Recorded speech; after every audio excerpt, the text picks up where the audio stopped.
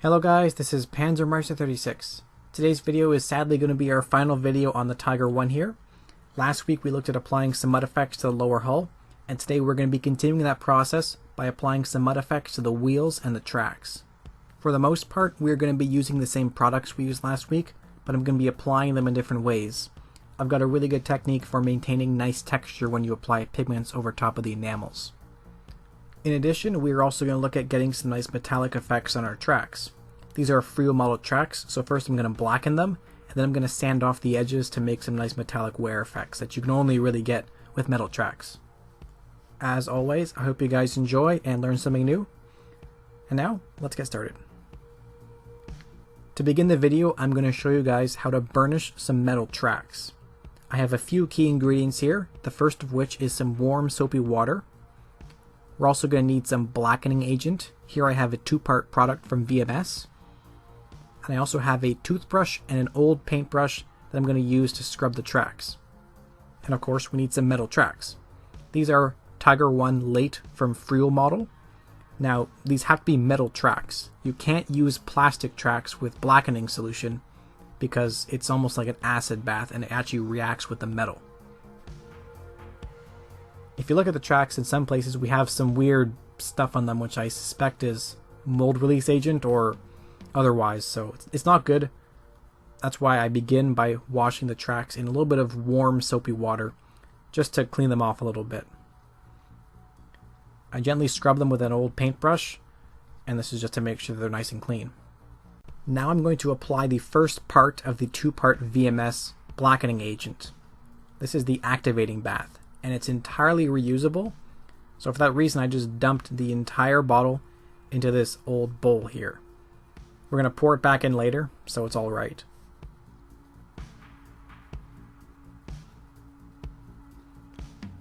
And I'm going to soak the tracks in this bath for, I think they recommend 10 minutes. Yeah, 10 minutes. So I just put them in there a little bit, I flip them over halfway through.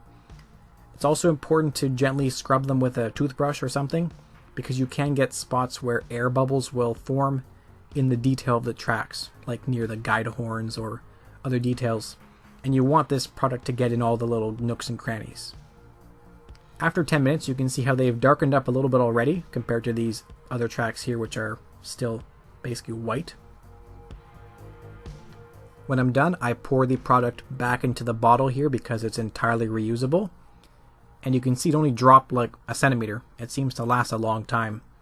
And that's not bad at all, considering I actually did 6 runs of track because I'm doing a bunch of projects at once here. If you're good at knowing different track types, you can probably tell what projects are coming after our Tiger here.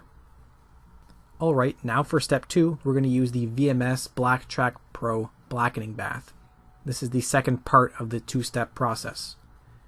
You're supposed to dilute it about 1 part of the actual product to 4 parts water, so I simply did that ratio using this little cup here. And I begin to apply it using a toothbrush. Now you can also just dunk it in the actual cup, but that seems to be not very efficient. So I'm actually just going to apply it by scrubbing it on with a toothbrush because the product is going to last a lot longer that way. And after about 5 minutes of scrubbing, they darkened up nicely. You can see that we have not like a rusty finish, but more of a dark brownish gray effect, which I think looks a lot better for actual running tracks. They don't really get that rusty in real life. Now we can apply some mud effects and dirt effects to the tracks. I have an enamel dark mud effect, then I have a dark and then a light pigment.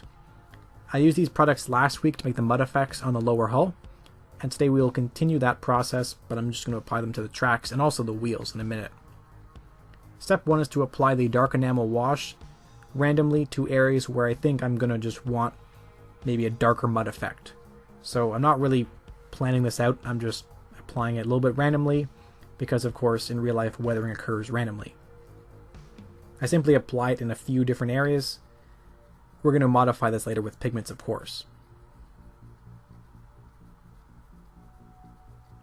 Now we take the darker pigment. This is going to be like our mud and dirt color. And I'm applying it over the areas where the enamel was. As you can see, I'm going to apply it by tapping my finger against the brush to kind of throw the pigment against the tracks. This is important because if I were to smoosh the pigments in like that, they would simply melt into the enamel and lose all their texture. I want to get some built up mud and dirt texture.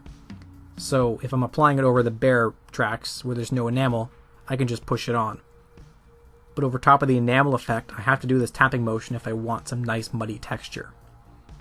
This is just a nice technique I like because I want my tracks to have nice cool texture on them.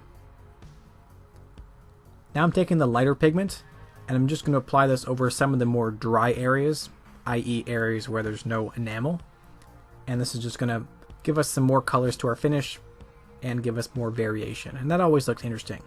I don't think you should just use one pigment for your entire earth effect. You should use a couple at least. Another good technique is what we call speckling. I'm taking the enamel effect I applied first for the dark mud wash, and I'm flicking it on my brush against a little stick here. And this basically just spatters it against the tracks. This effect is really good for making mud spatter, and it's excellent for blending transitions between the dark muddy areas and dry areas. It looks really natural. Considering we've only used one dark enamel wash and 2 colors of pigment, our tracks are actually looking pretty good right now. We have excellent variation in mud and dry areas. But I want to add some more interest, so I have a couple of other products here I'm going to use to make some glossy effects first of all. Some enamel thinner for the gloss, and I also have some Vallejo crushed grass here. The Wilder Nitroline Murky Water effect is an enamel gloss varnish that I can use to make some wet effects, and then this Vallejo crushed grass is obviously just going to be used to make some grassy effects caught up in the tracks. First I dilute the varnish effect, murky water here, about 50% with enamel thinner. And I'm simply applying it with a small brush over some of the darker areas, not all of them, but some of them. And then this way when it dries, we'll get a nice shiny effect that really makes it look wet. Since we have metal tracks, I can actually just take some high grit sandpaper, 150 in this case, and rub over the edges, and this will give us a nice metallic highlight that simulates the wear pattern that you see in real life. On the inside of the tracks, I do the same thing, but I glued the sandpaper, a little piece of it, to the end of a skewer, and this way I can precisely apply the wear only where the metal wheels would run against the inside of the track as the tank drives along. With that done, I'm now going to apply the grassy effect from Vallejo. Similarly to the gloss effect we applied just a minute ago, I'm going to keep this pretty refined and only apply it to a couple of areas. You can easily overdo glossy effects and grassy effects by just applying it everywhere, and it's going to get crazy. Those 2 effects, gloss and grass, should be kept refined and only applied in a couple of different areas. I'm going to show you guys the same effect applied to the wheels because it's basically the same thing. I first apply the enamel wash to some areas where I want, of course, some more built up kind of fresh wet mud. So obviously that's going to be the edges and also kind of the places where it's going to collect the most. I can also use it for a wash to highlight the bolts as well. And then I'm going to take my 2 colors of pigment and apply it with a tapping motion. Remember, if I were to just apply the pigments directly, the enamel effect will melt them down and they'll lose their nice texture. If I do the tapping motion, these little chunks will fall off into the enamel effect, and that will give the enamel some nice texture because the chunks won't melt if they're big enough, and also the enamel effect will serve as a pigment fixer almost when it dries. That's the key to getting a nice texture with pigments when you're applying them over top of enamel effects. And then again, of course, I'm going to apply a little bit of the grass to some of the areas where I think it's going to get caught up. So you can kind of just imagine where the grass is going to stay on these wheels. Obviously it's got these big gaps on the sides and in the center there. And then the final touch is a little bit of the glossy effect applied over the darker areas and the areas where we have the grass. And there we go. That looks pretty good. This is a muddy wheel because it's closer to the back. It's important to have some good variation. So you can have some more muddy wheels like this. You can have a very dry looking wheel like this. You can have a very grassy looking wheel like this one. This one is kind of crusty, I guess you could say, but also has water around the bearing. And this one has some nice streaking effects. Having a little bit of variation in each wheel, for example making one more streaky or one more dry, is a really good way to add some interest to your tank. Because if every wheel looks the same, it's kind of just boring. But if one wheel is a little different than the other, and so on, it's a little more interesting. They don't have to be that different, but some subtle variation is always important. So for example, this one here is a lot more dry. I'll show you the process on a couple of more wheels to summarize it. So to begin, of course, it's the dark enamel wash. Apply this to all the areas where we want the mud. Then I can take my darker pigment and tap it on. Again, tapping it off the surface so the pigments will fall on in chunks and maintain a nice texture. Then I can repeat that with the dry pigment if I want some more dry effects. And then lastly, we apply the grassy effects in only a couple of areas where it's actually going to get built up. Grass isn't going to stick everywhere. It's going to be more in the crevices where it's actually going to get built up along with the mud. And of course, we can also highlight the mud effects with some of the glossy varnish. Now that we've weathered all the wheels and also the tracks, we can reassemble the model. So the first step is to, of course, put all the annoying interleave roll wheels back in place, which is always fun. After that's done, we can then put the tracks on. If possible, leave the idler wheel at the back free so you can adjust the tension at the end. It's always difficult to get the drive sprocket to sit in place with the tracks there, but after enough force and maybe a little bit of super glue in some spots, you can actually pin the tracks in place with a final track pin and then glue them so they don't come off. I did a few touch-ups in some areas, so I'm doing some speckling here because I wanted some more speckling at the tracks there, and a couple of areas of grass where I wanted to be exposed under the fenders there. And then with that, I think our tank is looking pretty good. Actually, it's pretty much done. Now let's take a look at the completed mud effects on our tank. I am very pleased with the result. As always with our Tiger 1 here, I think it's looking very good. And considering we're only using a couple of products for the mud effects, we have some excellent variation there. Now we did add, of course, the gloss and the grass in a couple of areas, but the core of that mud effect is just the dark enamel wash, and then a dark pigment, and then a light pigment, which is very basic, but you can still get, as you can see here, excellent texture and excellent variation between dry looking areas and wet looking areas.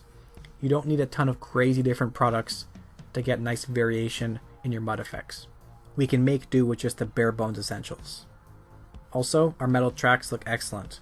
The two-part VMS solution gave us a very nice looking dark metallic brown color for the base of our effects, and of course by simply sanding over the edges lightly, we get the nice metallic highlight that you can only really get with metal tracks. And last but not least, when used in moderation, glossy and grass effects on your model can definitely add some very nice interesting textures. You can see the areas in the hull we applied last week here. And there we go, our Tiger 1 is done. You're probably not going to see any more videos on it because if there's anything left I'm going to do, it's going to be just to maybe add some soot to the gun barrel at the end there because it's looking very clean compared to the rest of the tank. And that's about it, honestly. This has been a very fun project for the past 2 months. I hope you guys have enjoyed it, and I hope you guys are looking forward to the next one. It'll be a little bit of a surprise, except for my Patrons, they already know what it's going to be.